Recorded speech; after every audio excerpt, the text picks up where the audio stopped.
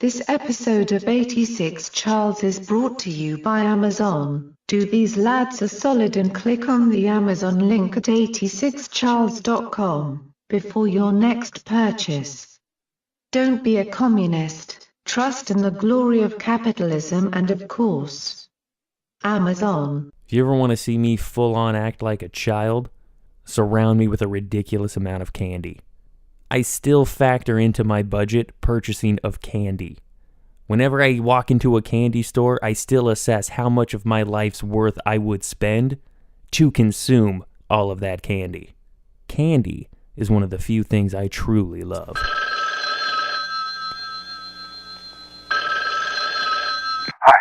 this is Charles. You are full of bullshit, my friend. I will sue you for everything you have. I will sue your ass. Welcome to 86 Charles, with your hosts John Darby and Travis Spencer. And with that, welcome to 86 Charles. Travis Spencer. Hello, sir. John Darby, I gotta admit, I'm a little worried. What are you worried about? Have you ever been checked to see if you have diabetes? Nah.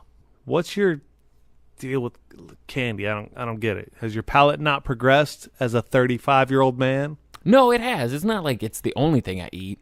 But it's still, if I could live off of candy, I would. But I obviously understand that that's not a possibility. You know the cautionary tale of one Lamar Odom, do you not? You mean the best almost death ever? Yeah, I'm aware. I'm worried. I don't want you to go down that path.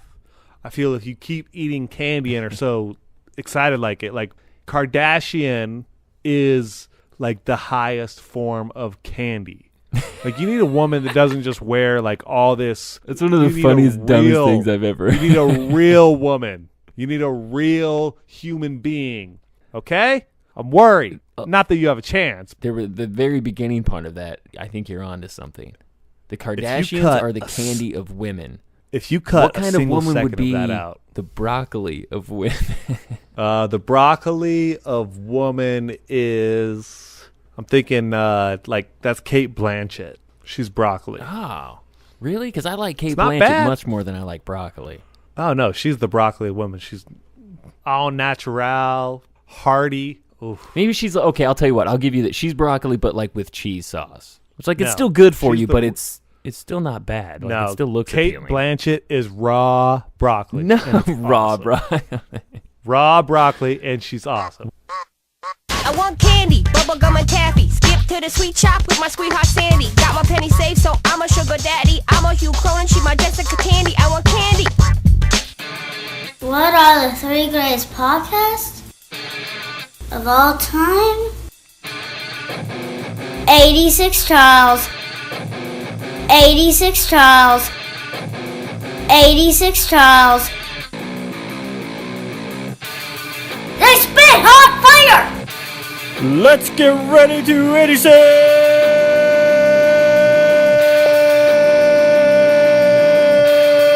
Charles!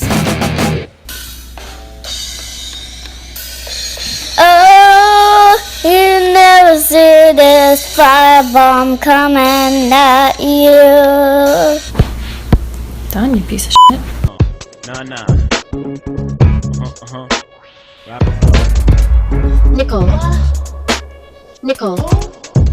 Nickel, what? 5 topics currently trending. Travis? John, have you been to Vegas recently? No. Do you have syphilis? No. Not that you know, or have you been tested? I mean, not specifically, but I think I'm in You the don't clear. know. Cool. You don't know. It's cool.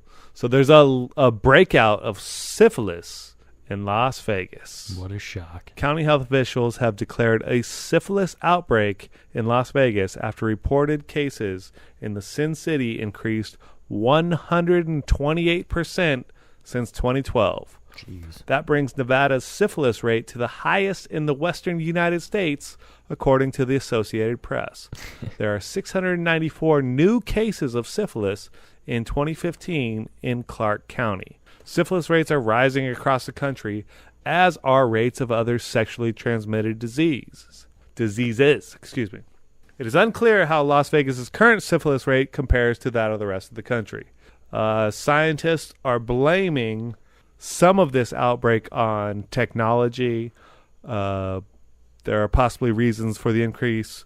Websites and smartphone apps make anonymous sex easier. People may be using condoms less frequently, and more people are getting tested, so cases are identified.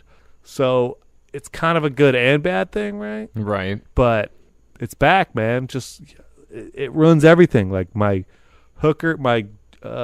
March hooker trip to Vegas. It's March Madness where I bang hookers and I bet on March Madness. Like that's out.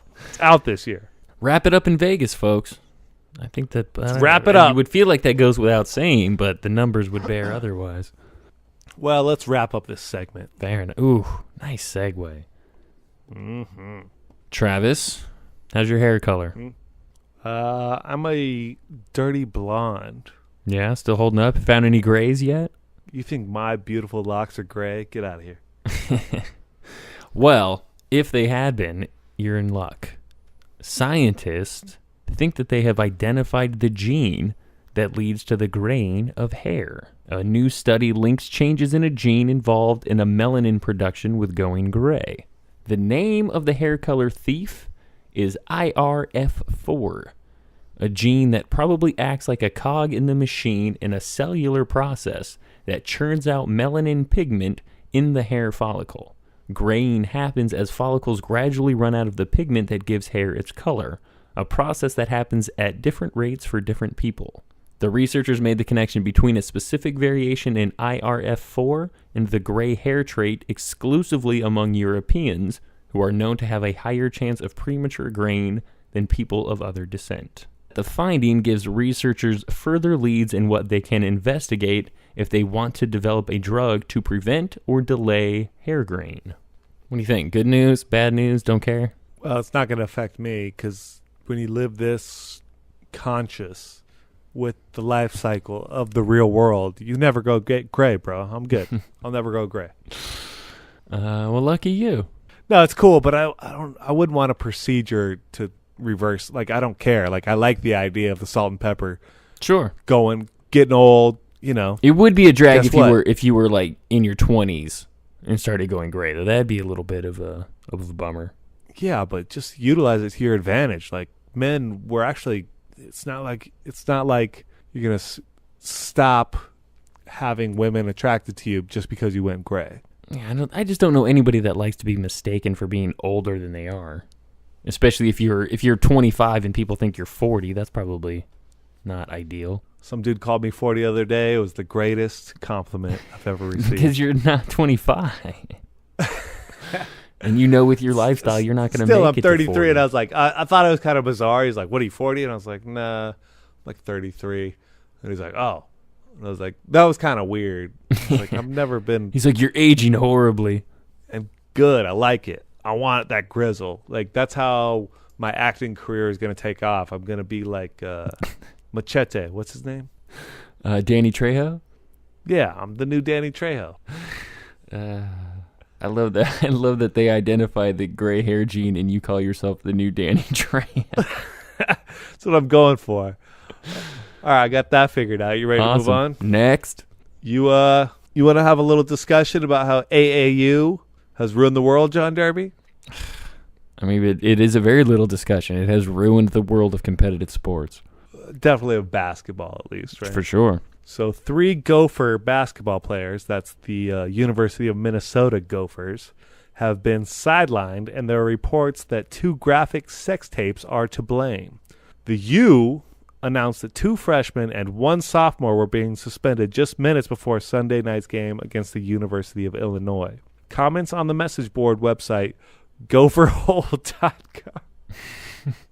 Behave yourself. Holy cow. Sorry. Comments on the message board website, gopherhole.com, said one of the players, Kevin Dorsey, posted 2 graphic sex tapes to his Twitter account on Friday. The U issued a brief statement that said Kevin Dorsey and Dupree Breyer and sophomore Nate Mason were being disciplined for violating team rules. This is what's happened, man. Here's my more real problem with this story. Is how do 2 kids that have grown up with the internet their entire life, how are they not more internet savvy to not do this, to not know better than to do this? Right. The rest of the story, so I they're guess, gross would be that, and they're stupid. Right. His Twitter account was deleted right away. So it could possibly be that somebody got his phone and found him and posted, like that could happen. Yeah. But again, you've had the internet your whole life. That you know that anything you record, anything you put in the cloud or whatever, you know that people can take advantage of that. Right. But I think it's more of thinking you're invincible when you're 18 years old and everybody kisses your ass and you don't even think about that possibility. You don't think you're a target because everybody's kissing your ass and suddenly you're at a party or something because, you're awesome. I think it's that simple because honestly, I could grab somebody's phone. If they didn't have it locked, they had their Twitter right up, it would be that easy. Oh, right? No, I get it. I get that. Kids are different these days, man, and it's all because of AAU. But let's move on. That's fair. I'll blame AAU. Twins arrested in a vicious stabbing of both their parents. See what happens when two dudes are involved? Twin brothers in California have been arrested on charges they stabbed both their parents and left them to die. Now, the odd part of this story, and it's not 100% confirmed, but where's the part that it says? Okay. So a family member said that the disagreement was actually between the twins and their stepfather and mother likely were injured because they got in the middle of the scuffle. Both the parents were in critical condition but stable, listed in serious but stable condition. Have you ever fought with your brother that badly that you would basically disembowel your parents in the middle of it? Definitely not. This brings to mind the Menendez brothers, though, right? I mean, that was my first thought because that's what I thought it was, but they were apparently trying to get at each other, and the parents were almost killed in the melee. How old are they? How old are the kids? 26. First of all, if you raise these monsters and they're 26, why are they still in the house and fighting with each other? Fair. Because they're 26-year-old monsters. These kids these days, I tell you what, they just want to stay at home and fight each other and kill their parents. God, I wish it said that they played AAU together. The girls, we're getting so old, Maybe that's what John. the fight was about. I can't handle these kids anymore. No, I don't know. That's bizarre. There's some kind of mental illness there when they can't turn off with their hatred. That's going too far. Yeah, no, because if the parents hadn't gotten in between them, who knows what they would have done to each other. Ugh. Well, very bizarre, gross story. Can we move on? Yes, we're done with that. Tired of talking about people. People suck. That's true. Let's talk about a Russian crowd-funded reflector satellite that aims to be the brightest star in the sky. Are you ready? Ready. A group of engineers and space enthusiasts from Moscow it's the Moscow University of Mechanical Engineering, has hit the goal for a crowdfunding project that may change the night sky for a while.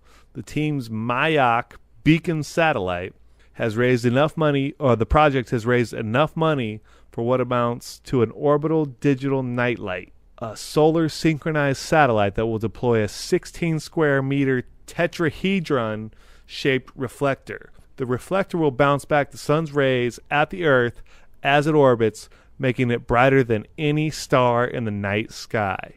John, are you ready for the brightest star in the sky to be a Russian satellite hanging over us? I guess. I feel like I should be more concerned about it than I am. It is infuriating to me because as a stargazer, I don't want some Russian satellite being brighter in the night sky than maybe stars I would see naturally. True.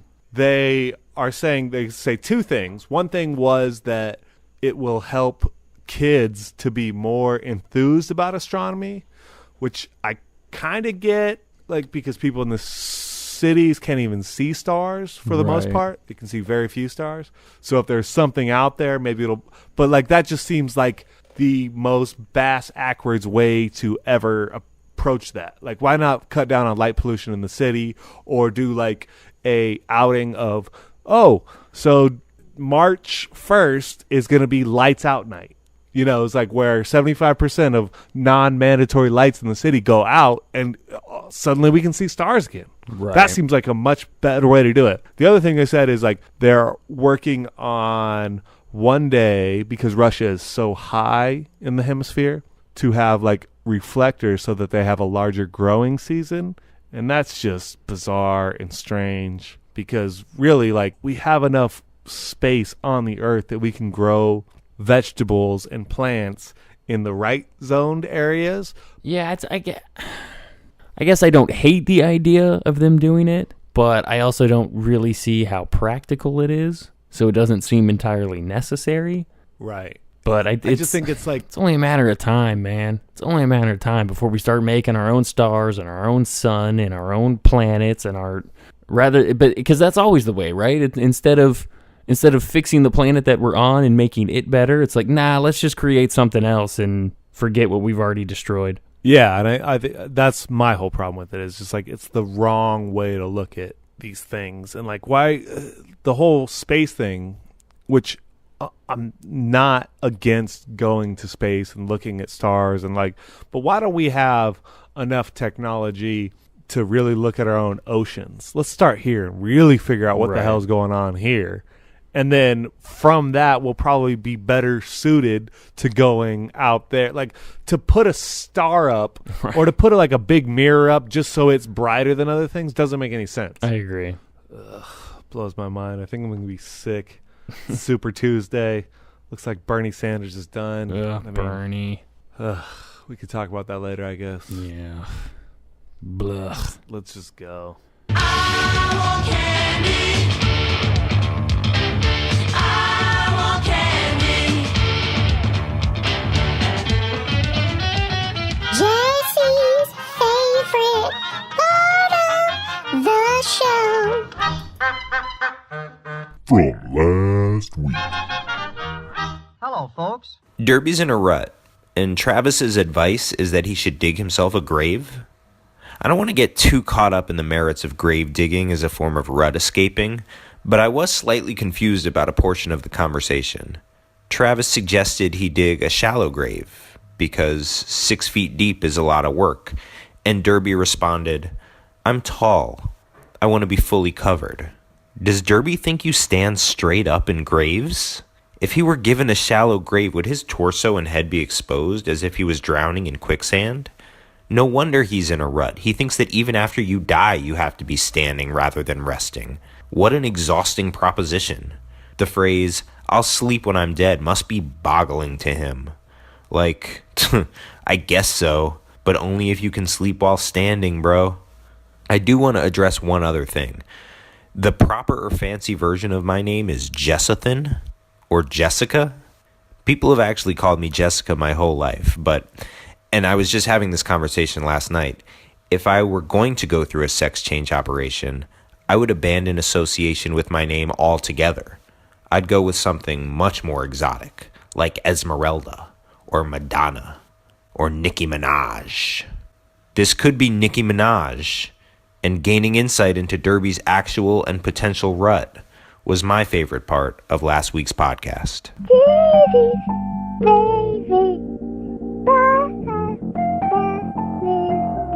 Nicki Minaj. It's time for the failed athlete perspective. Travis Spencer. John Derby, I've got one word for you. Steph. Incredible, man. I don't, man, and maybe all week they were saying it was a 32-footer. No, it wasn't a 32-footer that beat the Thunder. It was a 37-footer. Come on, give him some. Are you ready to give him some love? Steph Curry is fucking brilliant, man. Maybe someday I'll look back and regret how much I didn't enjoy Steph Curry. But in the moment, I hate it. I'll admit, he's the best player in the NBA. He's the best shooter we've ever seen. What I hate is that shouldn't be true. I mean, it's just nobody's shot from those distances before has been so proficient that you had to like really like, it's a whole new argument. It's a whole new line of coaching. It's like people assume it's going to stop. Like, it's not going to just keep happening. And he just keeps shooting, what, 6 threes a game? Why are we surrounded with athletes that assume that he's just going to start missing all of a sudden? He's proven to you that his range is wherever he shoots it from. So guard him the second he touches the ball. Right, but okay, so the team is also a part of this. I agree. There's so many weapons on the team that you can't dedicate so many resources. Like, let a lot of coaching strategies, right? It's like, let the one superstar have it, right? Let him shoot. And if he's going to shoot from 30 feet beyond, you really can't guard that because you can't utilize that many resources old way of thinking. To focus on a low percentage shot. That's the old way right? of thinking, it's is crazy. saying, I'm not going to guard a guy 30 feet out. Why not? You've seen what he can do. Guard that guy 30 feet out. Okay, so when you bring a guy, think about the angles. It's the geometry on the court. Changes everything. You bring a guy that far out, guess what? There's a lane behind him where someone's going to cut. And that's why he's opened up room for himself to be a better passer, for guys to have more room to make cuts. And then you have like a Bogut guy who's like your center is like, and he's also a great passer, and he can set picks, the dirtiest picks in the league. Like, it's incredible, man. It's just like it's a team. They have a perfectly that has allowed assembled him team. to be like, that all good. the pieces fit. They have a great system. I get all of that. It just shouldn't be unstoppable. It really shouldn't. I think the team, as they're currently constructed, with the level that everybody's playing, is unstoppable. But that's because of him. He's largely the one that due in makes part that to go. how incredible it's because Steph of his Curry range is. that, like you were saying, creates all of those angles, stretches everybody else out, puts everybody else in awkward positions because of the things he can do with the quick step, the handles, the passing, the shooting. I get all of that. And it's all... None of this is meant to take away from Steph or the Warriors. He's the best. They're the best. I'll admit that. It's totally fine. I get that. They're fun to watch. But it's embarrassing for the rest of the league that nobody can do anything about it. Because that's how it seems, and everybody seems resigned to the fact that the Warriors are the best, no one can do anything, so all of us are just going to fight for second place. It seems like everybody's resigned themselves to that, and that's what upsets me. That's what I find embarrassing about the NBA. Were you embarrassed for the league when Jordan went No. on his run? You were just in awe of the incredible talent that he put out, and the killer instinct and everything that he did, right? We'd seen it coming. We saw it happening, and it was kind of right about that time in the NBA where hand checking was going away, and you could see it. But Jordan still did it in a way that made sense to me. He was still playing basketball. The Bulls were still playing basketball. It wasn't this, because I'll tell you, when Golden State's at their best, they look like a freaking and one team, and I hate it. And not because of that they can do it, it's because the rest of the league allows them to do it. Because I hate that. If I want to watch and one, I'll go watch and one. When I want to watch NBA basketball, that's what I expect to see. What do you want to watch? Like the Heat? You want the Heat Knicks in like the 90s when it was just like this bruiser, like Patrick Ewing and Alonzo Mourning just bashing each other in the head like constantly? To me, basketball is that in-between, where it's an inside-out game, sometimes an outside-in game, but it's not just guys breaking ankles and firing up 32-foot jump shots. I don't want to see that. It's not a mixtape. The game's changed, man. Like, it's just it's the evolution of the game. Like, because kids like Steph Curry, who are second-generation basketball players, had the chance to fire up 30-footers in NBA gyms since he was, 6 years old? Like, it's the evolution. Like, I don't know why you are, as a 35-year-old man, or like in the Oscar Robinson camp where you're just like, so old and crusty that you don't get it, man. Like, because that to me is what basketball is. I'm watching Steph Curry break people's ankles and then fire up 30-foot jump shots.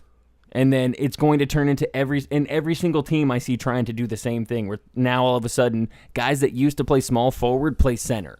That's not basketball to me. I'm sorry. I don't want to see that. I don't want to see every single player on the court just shoot threes. You are so old and cranky. I don't want to see every single player on the court just shoot threes. I don't want to see it. Just like I didn't want to see every single player just go dunk every time. I don't want that either. Stop watching. Why are you watching? Because it doesn't have to be You want to see that the Spurs beat them. Are the Spurs going to beat the Warriors? I don't think so. There's don't nothing think so. I want more than the Warriors to lose in the playoffs. The Thunder may be better suited to beat Obviously the not, Warriors. but it's not going to let happen me tell because you the about Spurs Thunder. are going to beat the They don't Thunder. have the heart or the balls to beat the Warriors. The Thunder beat themselves before can't the believe- Warriors ever get to the gym. The Warriors just show up and remind the Thunder that they're losers. Yeah, 100%. Like, they know it. Kevin Durant sees it in his eyes. Russell Westbrook, they're afraid. The fact They're that afraid. Russell They're scared. Westbrook doesn't take it upon himself to single-handedly shut down Steph Curry is why Russell Westbrook is not an elite player. It's why he'll never be in the Hall of Fame. It's why him and Durant will never win a ring together. I don't know how you're going to edit this down, but I just can't believe how crusty and old you are about this thing. Like, you're seeing the game evolve in front of your eyes into something and that's you not refuse to let it it's not happen. Fun. It's already It's happened. An and one mixtape. I don't It's want already that over. crap. I'll go watch that. There's whole channels for that.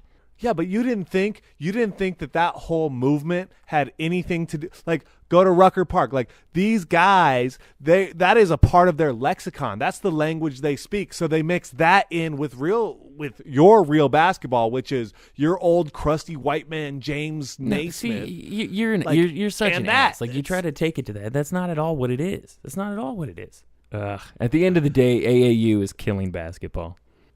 We can both agree on that. All right. I agree. Like, the shooting is good for basketball.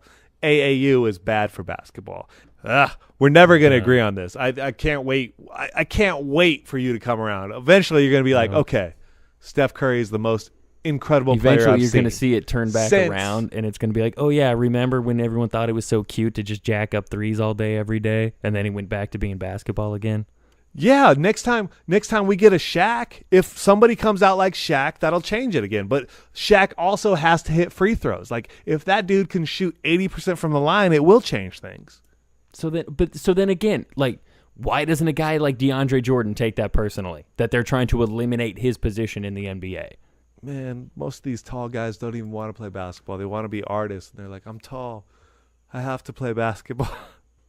Your best hope is maybe like it's Porzingis, right? That's Kristaps. All right, we got to wrap this up. I smell sex and candlelit here. Who's that lounging in my chair? Who's that casting devious stares in my direction? Mama, this surely is a dream. It's time for the Facebook World News Update. This Real to Someone News Update is brought to you by Starburst. If pink isn't your favorite, you must be a maniac. A man in California said from the chill beaches of Santa Barbara straight to a commercial #audition. #what a wonderful world. #actor. #life is. #amazing. A man in Los Angeles said he feels dumb for not knowing this, but where/when is the DiCaprio celebration parade taking place? He's building a float. A man in Los Angeles said he's glad his father lived long enough to see a black president. He's happy he's not around any longer to see what may be next. I'm the supplier on the team. If you need that fix, I got it. One day I came in and he was like Googling Hershey's white chocolate cookies and cream. I go for like 4 or 5 packs of those a day. Pecan swirls, honey buns, watermelon, now latest. Sometimes after the game, feeling good. Cause I gotta go on the ticket. Listen, you do whatever the you want to do, but I'm like a chocolate freak at night. These are really good. Please promise me you'll never go I back will sometimes wake up like 3, 4 in the morning, and like I'll just have to a disgusting again. Tell him to lay low on the I mean, 1 girl, 2 girls, okay. Lamar Odom is quite simply the man.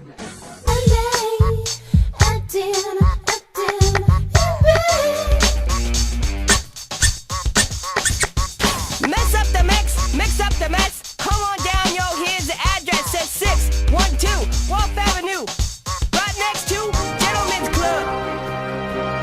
A man in Chicago said it's cute the way people are mad about the Oscars being too white, but nobody straight up shot Trump in the face for existing. Priorities. A man in Los Angeles said that awkward moment when you realize that the only presidential candidate that isn't a racist is the oldest, whitest guy. This Real to Someone news update is brought to you by Starburst. If pink isn't your favorite, you must be a maniac. Dad's got notebooks. We don't know what's in her notebooks. She's gonna show us all her notebooks. Little yellow pad.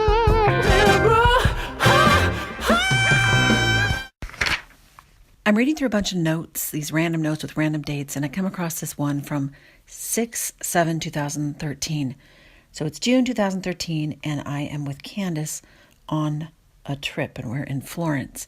And my note says, as I turn the page, it says, what if an ancient pedometer was just someone running around behind you counting your steps? Like you're in the Uffizi Palace and you're jaunting about and there's this guy behind you. And like, it's actually would be better if you were in like some Roman bath. So like years before the Uffizi Palace ever existed, right? And like you're in a toga with like this beautiful hair and there's like a guy in a toga running around behind you.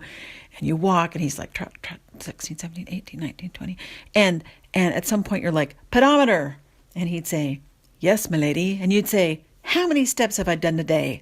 And he'd say, 2,014. And you'd say, that's barely a mile. And he'd say, oh, your strides are long. I'm sure it's at least 1.5 miles. And you'd say, pedometer, I don't normally like liars, but okay. And so on. Like that's what your life was like if you were in Italy and, walking around mile after mile after mile, which is what it's like when you're in Italy. You walk and you walk. And so Candace and I were in Italy, we're in Florence, and it's June and it's 187 degrees. And I actually had a pedometer, not a guy in a toga, but a real pedometer. And some days we're like doing 12 miles, which on cobblestones is a lot. And one day we actually just hung out on the couch and rubbed the sole of our feet on the coffee table, on the edge of the coffee table. We just like rubbed them up and down and up and down. And it was really fantastic because our feet hurt, I guess. And that's what happens when you travel. And I know everyone's always like, oh, Deb, you're always traveling somewhere. But you know why? The reason I'm always traveling somewhere is because in 2009, I made a little pact with myself, which was I was going to go out of the country one time a year. And I'm going to try, when I do that, to go someplace I've never been before. It doesn't always work out. But the reason I did that was because I came to this realization that if I didn't focus on it and make it a goal, I was never going to go anywhere. And you know what the issue is? Is that there's like 190 something countries. And I don't think anybody really agrees on exactly how many countries there are, because there's a lot of places like Taiwan or like South Sudan, and people want to argue about which countries are real countries, but I don't care. It's at least 190, and that's a lot. And I've been to something like 35 countries, maybe 37 if you count Gibraltar as a country, and the Vatican, because the Vatican's a country, but when you count it, you sound like a dick.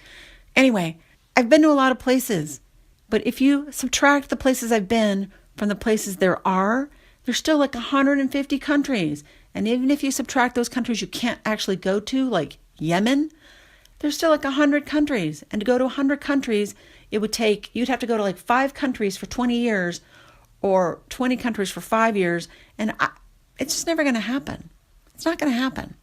So really what's happened today is I just start looking through my notes, find this cute little thing about, this guy in a toga running behind you, which sounds like some sort of Monty Python sketch. And then I just start to come to the realization that I'm never going to achieve my dream of going to all the countries, no matter what. Thanks, guys. Thanks a lot. Have a nice week. And the Vatican totally is a country, so whatever. Daddy, do you eat my candy? No, don't eat my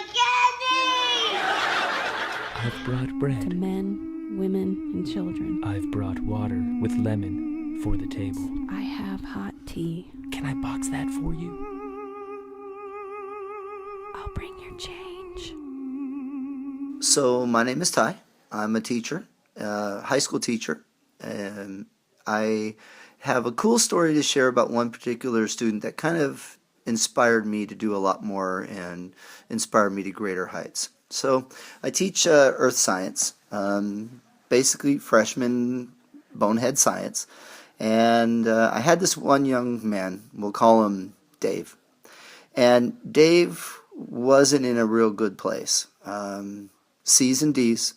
Our school has a 2.0 minimum GPA requirement to stay in school, and he was on the verge of failing out.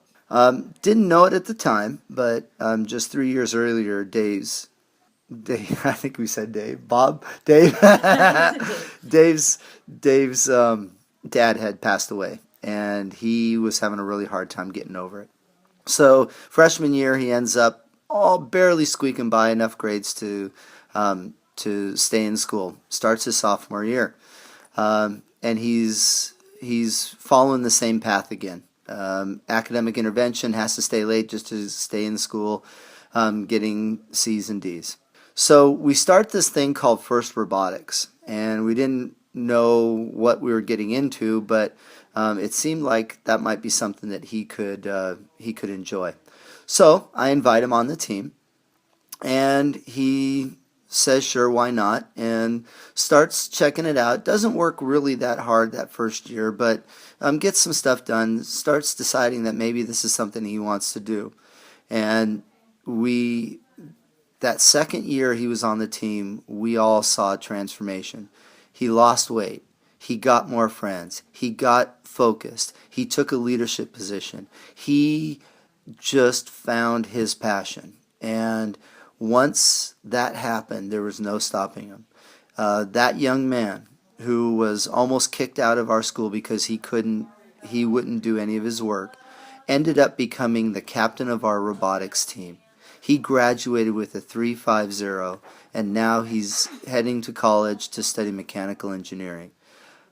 Can one event, can one option, can one opportunity change someone's life? You bet. I've seen it personally. That's why we work so hard at the First Robotics team to continue this opportunity for every other Dave or Bob or Steve or Brian or Mark or Sally or Susie. Garrett. Or Garrett. It's an amazing opportunity, and we've actually seen it change lives. That's my story. That was Deb's friend Ty. Thanks, Ty. That was a great story.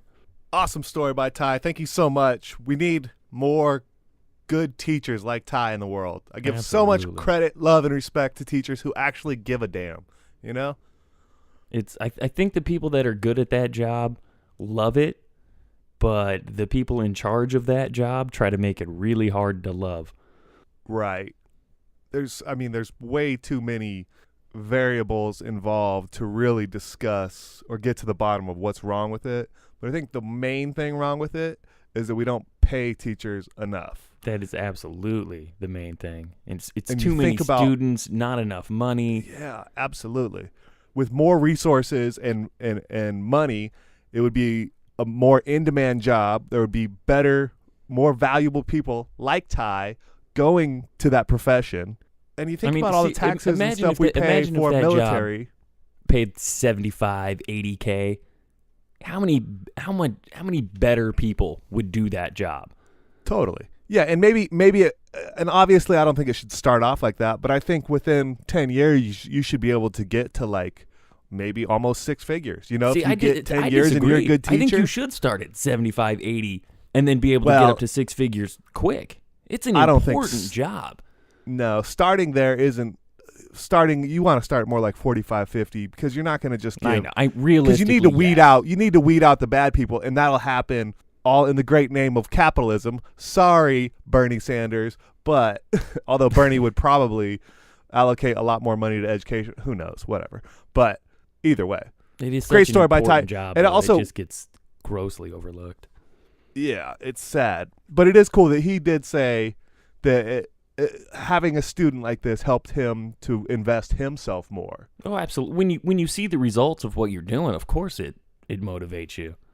Yeah, absolutely. I mean, my girlfriend Andrea taught for a long time, and she put her heart and soul into these kids' lives, you know, and it's like it made a huge difference. Like that was 5-6 years ago that she stopped teaching, in Arizona, and she still gets messages from these students who are now becoming young women and moving on their lives. And she was just such an impactful part of there because she gave a damn. You know, she cared about them. She called them out for doing the right thing. You know, it's amazing. No, good. I mean, I love good teacher stories. And did you ever have a really good teacher that you remember that you that changed? I had a ton of good teachers. I had very few bad teachers, to be honest with you. Right. I had one particular math teacher that for whatever reason, he just did not like me. And maybe it was because I just wasn't good at math, and maybe he thought it's because I wasn't trying. I don't really know. But we never got along. But then at one point when I actually needed to drop his class to stay eligible for something, he actually hooked me up. So even though that guy, he and I, we didn't get along all year, but he still hooked me up. Yeah, shout out to all the teachers. I've had a ton of great teachers. I was a fairly good student until I started smoking copious amounts of pot. Don't blame pot for your junior and senior feeble year. mind. And I was still a good student. I was a great student, but I cared less when I started smoking a lot of weed. That's fine. I get that. But yeah, good teachers are hard to find. Thank you so much for the ones who do invest themselves into the children's lives. Absolutely. Maybe one day we'll get a government that can pull their own head out of their asses and we can pay teachers more and fight less wars. Maybe how the robots how many will help. Daves fall through the cracks because we don't throw enough money towards education? Oh, way too many. Sad. Shout out, of course, to Ty, to Deb, to Jesse, to Rick. Who else we gotta give some thanks to? God, why do I have nothing? Steph Curry, shout out. No. He gets enough shout outs. No. This is a non-shout out. Shout out to Drug, the band. We're doing our video premiere tonight at the Art Queen in Joshua Tree. It's going to be a good time. I'll have a post up for the video so people can watch it as well after they release it on the internet. Unleashed on the internet. We're going to introduce Toaster Bot to the world, which, shout out to Toaster Bot. There's been some pictures of him here and there. But where can the people find us, John Derby? Always start at 86charles.com. On the Instagrams and the Twitters, where do you go? At Company Blaster. Stitcher, we're on iTunes. Subscribe, give us likes, give us some love. Thank you so much to the people clicking through Amazon. So if you go to 86charles.com, there are several Amazon links throughout the page that you can click on before you make your Amazon purchase. It won't cost you anything extra, but we get a little bit of the scratch. It is super easy. I've been pushing it. I work with some ladies that apparently order a ton of Amazon. Ooh. Kimberly, Stephanie, I'm talking to you. Yeah. Order through our damn site. Hook us up. Click through, and then we'll talk about your purchases. We'll make fun of your purchases. I tell them that. So I feel like that's a good selling point, but I have yet to see the results. It's that time again. Leave America with one word. Sugary. That's the worst word you've ever left. That worked out good. The new boy in the neighborhood lives downstairs and it's understood. He's there just to take good care of me, like he's one of the family.